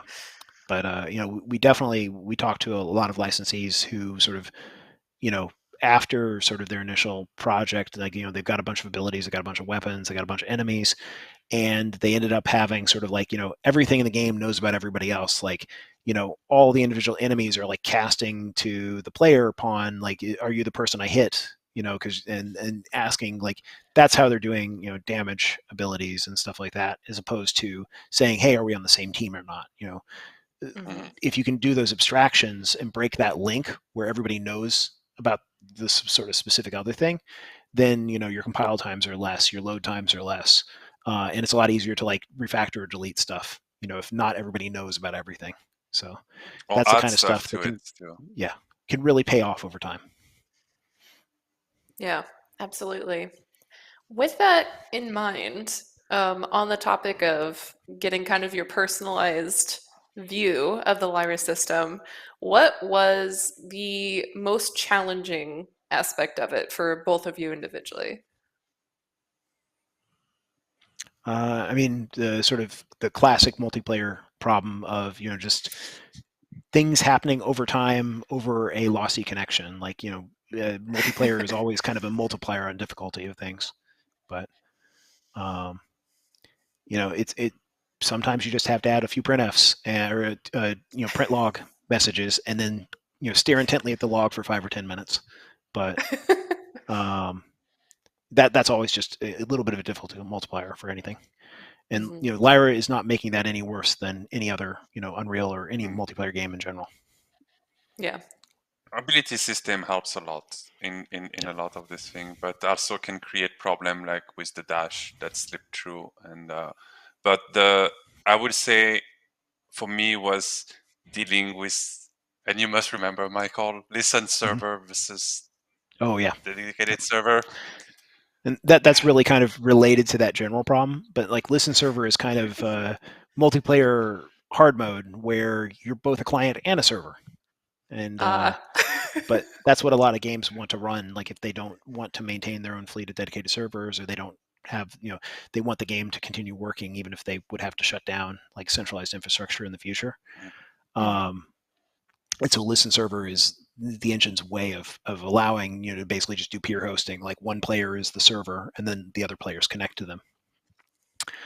But that also means that like in your game logic, you can't do stuff like if server, else if client. You have to do both. Like if it's server, I do this stuff. If it's client, I do this stuff. And some instances are just both of them. So it's not that bad once you get used to it. It's just something you have to keep in mind, especially if you haven't done listen servers before. Yeah. It sounds like there's a story behind that, and I kind There, of there, want to there, pry. there were definitely a number of bugs that were kind of related to that. People were just running client server in Pi, and then we do a playtest with listen server, and then something would be all messed up or whatever. So, Infinite icon of grenade came back oh quite yeah, a few that's a good one. times. Yeah, Every time you throw a grenade, you keep adding a new UI to it. yeah, or Because like Lyra you would can get one icon for every player who's connected to the listen server. So like the listen server would have like 20 grenade cooldown icons at the bottom of the screen and things like that. Infant grenade. Yeah, but they all pulled the correct data, and so like basically, if you tossed your grenade, they all went on cooldown at once, and so you just have like this cool looking animation at the bottom of the screen, things like that. But all those bugs, at least as far as we know, knocks on wood, were fixed before we shipped. But like that's an example Yeah. of something that only happened on listen servers. It didn't happen in standalone, and it didn't happen in a client server. Because the way that the HUD extension system was working was it was basically creating one for every player as opposed to just only the player that the server that's actually being visualized. So Yeah. So basically what I'm hearing is multiplayer is hard and it's still hard. yes. I mean, I wouldn't say hard. It's harder. So like it's a multiplier on how much everything costs to do and how much testing time and things like that. Because like now you should always be testing your game sort of in all the different configurations instead of just in one. But often, like if you pick sort of the hardest one, like you pick listen server, then you're probably going to catch most of the issues in the other modes. And so it's not like 3 times more expensive. It's more like 20 or 30% more expensive in test time, things like that. But it does add up. Yeah. Yeah, absolutely. As the last one that's pointed at each of you individually, it's kind of a jump off of when you were showing the sort of hidden feature that maybe not too many people knew about for simulating really crappy internet. What are your favorite kind of smaller, maybe hidden away features that maybe not that many people know about? So I mean, like settings like that in Pi are really useful. There's if you have anything else that is a console variable or a console command that you want to do intermittently, there's something called A/B test, which can be really useful for that. And so it was originally for like performance testing. Like say I want to use 2 different draw distances, and I want to try and figure out like how much that helps, like how much frame time that saves.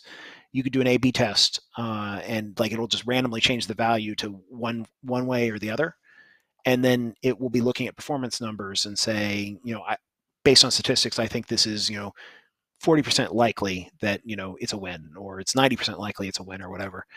But you can also use it just for I want to see, I just want this to flicker on or off, and like you can use that sort of I call it kind of like a chaos monkey, where I want to toggle something on or off that like breaks something else or adds a delay to something else.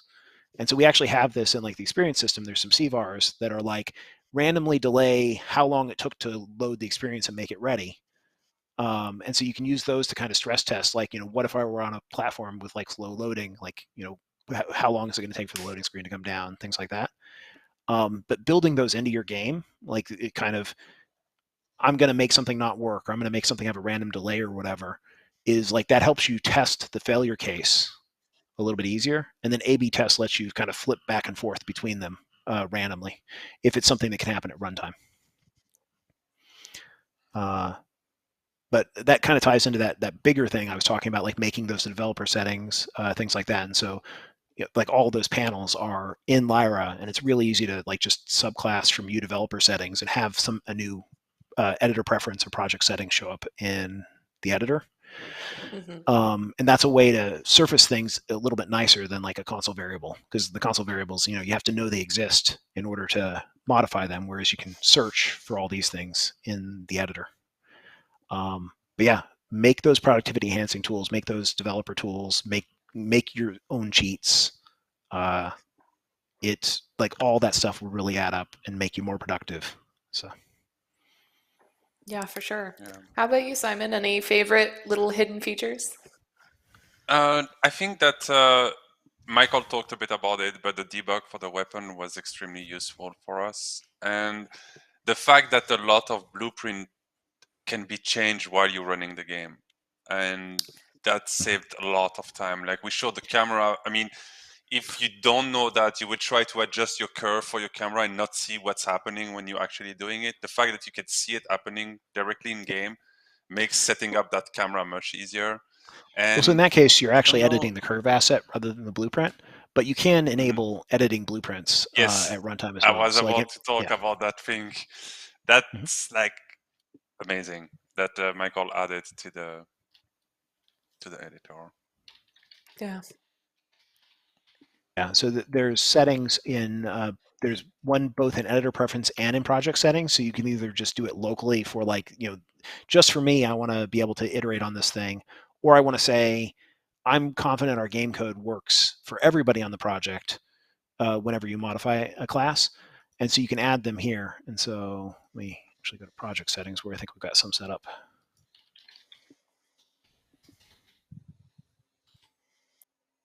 And so in this case, Lyra ships with it saying, hey, you can modify any of the gameplay queue notifies. But you could add additional things here. And most of the time, it'll work fine. Like, because basically what will happen when you modify a blueprint and you hit compile, we do a thing called reinstancing, where we'll find sort of all the instances that are in the editor currently, and we'll copy off the properties from them, delete the old thing, spawn a new thing, copy the properties back onto them, and then fix up any references that pointed to the old thing to point to the new thing. And most of the time, that'll work fine. There's a few places where it's not going to work correctly, largely based on your own game code. So if you do things like, once at startup, I scan the level to find all of, say, the spawn points for the control point mode, and then I do something to them that's like transient, then that won't work. But if you scan all of them and then you put them in an array, then that will work, because the fix-up references will find that array and say, oh, here's the old control point. Let me point it to the new control point. And if that process sounds a little bit scary, it is. But it's honestly, it's the exact same thing that happens when you compile a blueprint when you're not running the game. And so it's sort of a mature, robust thing in the engine. And so, but because there can be those cases where your game logic wasn't expecting it or whatever, it's an opt-in thing. So you have to say, hey, for this kind of class, it's allowed. And you could always just go in here and add actor to it if you just wanted to say, whatever, I'll take my chances. I want to go try and modify any blueprint, and then that would just prevent the blueprint editor from ever getting grayed out when you're editing actor blueprints. So. That thing is one of the hidden things that's like. Michael added it quite late into the project, but when he added that, it's just okay. That's awesome. There was a version of that was in the engine. I think since like 4.24 or 4.25, but split it up into the separate project versus game settings for 5.0. What's another hidden feature? I mean, this is a silly little thing, but like if you don't know about it, it's really useful. But in a lot of contexts, there are two shortcuts, Control B and Control E, which are really useful. So Control B will be basically, I'm going to browse, B for browse, showing the asset that's selected in the content browser. And so that works in the level editor whenever you've got something selected. It also works if you're actually in like the blueprint editor or something, and you want to get back to the blueprint in the content browser. And Control E is kind of the same thing, except for I want to edit the thing that I've got selected instead of browse to it. So like, let's go find this pad. So if I hit Control B, it takes me to the weapon spawner. If I hit Control E, it edits it. And so that just saves you a little bit of traversal time, getting around, moving between different assets. And neither of those are new. Like they've been in the engine since, I don't know, probably like UE2 or something, but really powerful.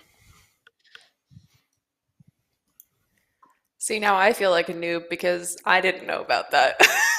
But that is extremely useful. Yeah. So let me So we've just got write my own little notes off to the side here. we've actually got like a cheat sheet on the blog, I think, that has like Mhm. a bunch of sort of both Blueprint editor specific cheats, or not cheats, shortcuts, Sure. and as well as some editor wide shortcuts. But wherever possible, we try and make those things consistent. So like Control B works, in any of the asset editors in sort of an analogous way as it does in the level editor. Yeah, which is awesome and good to know about. So, in case anybody else is curious about some editor hotkeys and shortcuts, make sure you go find that blog post so you can learn on some of them, including myself, because apparently there's some that I don't know about either. The But editor has so many different things in it. It's impossible to know them all. So you're always going to be learning new stuff. So yeah, for sure. I know at one point there was a mouse pad that had a bunch of little yeah, hotkeys written out on it, and yep, godsend. yeah. I think that's a great piece of swag. Yeah, and high recommendation for anybody else as well. Maybe just write out a little piece of just it can even be on a piece of paper. Just write out some really commonly used hotkeys that maybe you don't think about necessarily. Just sneak it under your keyboard, have it peeking out from the bottom there. That one Yeah. is a tip from college days. So there you go. That one's for free. Have it. Yeah. Well, and kind of related, like, don't always assume, like, oh, I use this all the time, so everybody else must know about it. Like, it can be really useful to tell other people, like, try and share and spread that knowledge, amongst the other people you're working with. It's somebody's always going to learn something from those exchanges. So it's really valuable for kind of like So trying to even that knowledge out. So Yeah. there is one other one that we used in Lyra, and people maybe don't know about it, but it's been in Unreal forever, is the viewport favorites. So we use them in Lyra. So I can show here the editor. Is it showing? So basically, if you are in the one of the main map in Lyra, and if you press on your keyboard the number key, so 1, 2, 3, 4, we set up already predefined cameras, and you can set up your own by just getting your view set up and doing control plus a number, so control 3, for example, and then I'll move someplace else and I press 3, it will go back to that. So that's really useful when you're doing level design and you don't want to, oh, where was it again? I need to go back here. You just press the button and you're back to. So basically we have all the spawn point, which are like 1, 2, and then we have other key.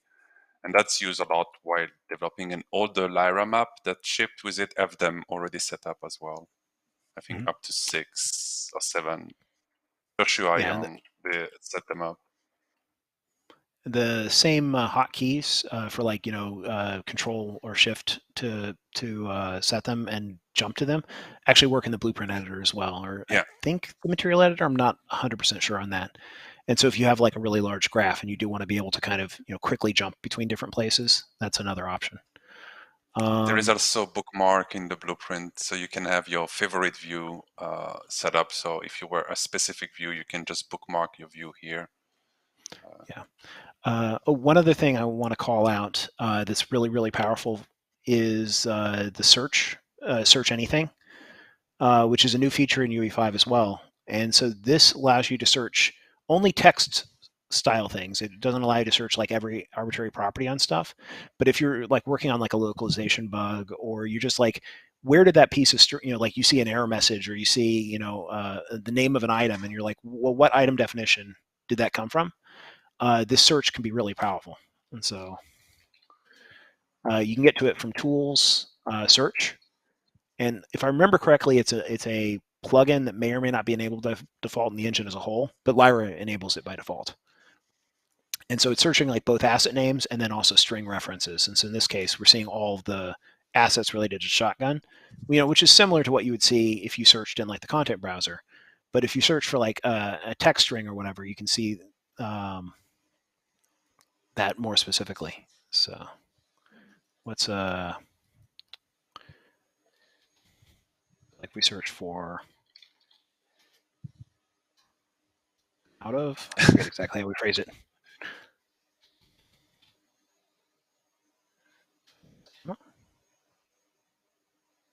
maybe Score, you Alright. could find it. Yeah, or Victorious. That's a good one. And so we can see,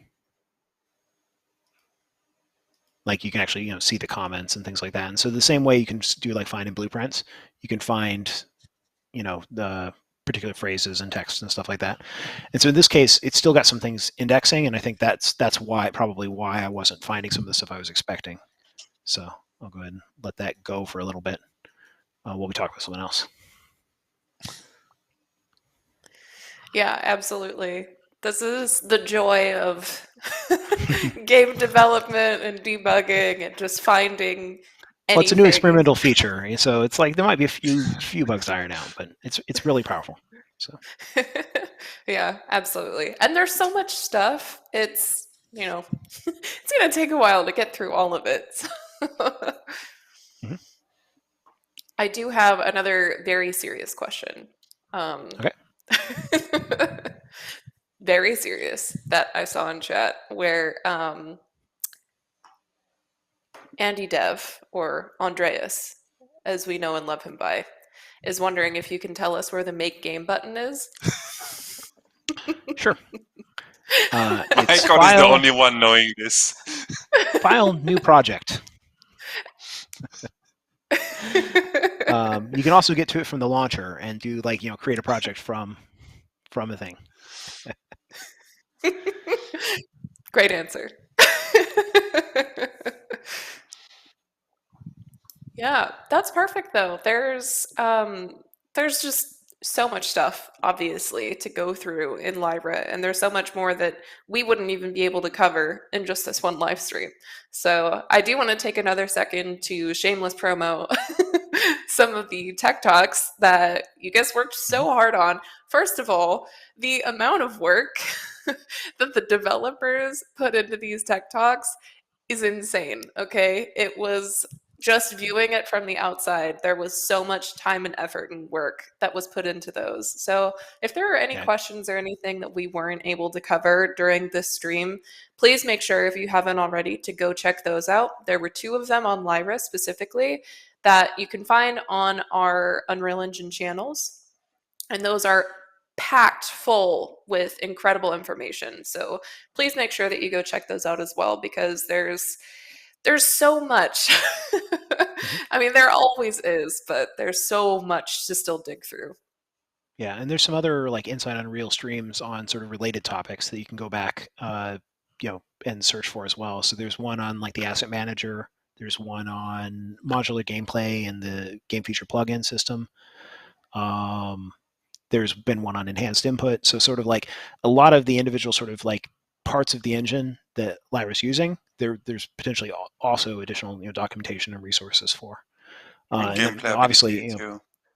If you got any questions about stuff, feel free to start up forum threads, or if you have access to UDN, post on UDN as well. So, yeah, absolutely. We are here to help in the ways we can. Maybe not everything can always be addressed or right away, but we'll help as much as we can. Yep. I have to put the little asterisk disclaimer on there. Yes, we will try to help. Yep. Yes. We'll do our best. Okay. Sorry, we're trying. But yeah, with that in mind, unless there was anything else that you 2 wanted to make sure we cover in particular. No. Thanks everybody for coming and listening to us ramble a little bit about Lyra. We're really looking forward to seeing what all cool things everybody makes with it, and it's already been exciting to watch how rapidly people have gone in and started to make it their own thing. So keep up the good work. Yeah, Same. absolutely. It's been amazing to see what people are doing with it already. Like, it's great. It's awesome to see that. Absolutely. So, agreed. Post question in the forum too. We will hang out there anyway, so we can answer more in detail that we could during a live stream, or we can or bring the right person to it. Yeah, true, because that's half the battle in and of itself. It's finding the person with the answer. But yeah, well, thank you both so much for coming on today. One, I know you're both incredibly busy people, so I appreciate you taking the time to come and chat with us a little bit more about Lyra and answer some questions that the users have. So seriously, thank you so much for taking the time to come on here today. And Yeah, well, it's been a pleasure. Thanks for having us. yeah, Thank you. absolutely. Of course. And thank you all the viewers as well who came and hang out. This is, one that was focused almost entirely around Q&A. So it would have been horrifically awkward if there was nobody here asking questions. Yeah, we had some backup plans on things to show, but thankfully we didn't have to. So Yes. So thank you so much for being here and for watching. And with that in mind, if you haven't already, please go download UE5. Please go download the Lyra starter game, play around with it, and also, again, make sure that you go watch those tech talks that were worked on because they're incredible, very comprehensive, and have a ton of information in there that we weren't even able to touch upon with this today. But with that, we do post all of our streams in video format that can be viewed on demand afterwards as well. So if you missed any information on this stream as well, maybe you popped in halfway through or just missed out on parts of it. I know there were a couple of technical issues for on YouTube, so no worries. We'll make sure the VOD is completely intact for everybody. And you can find that on all of our Unreal Engine channels. Also, don't forget to keep up with us at Unreal Engine on all social media, as well as come say hi in our forums, where you can get the latest news and also find all links associated with today's stream. And don't forget to tune in next week for our next Inside Unreal episode. But with that, once again, thank you both so much for coming on. Thank you, everybody, for coming and watching. And we'll see y'all later. bye-bye, See ya. everybody.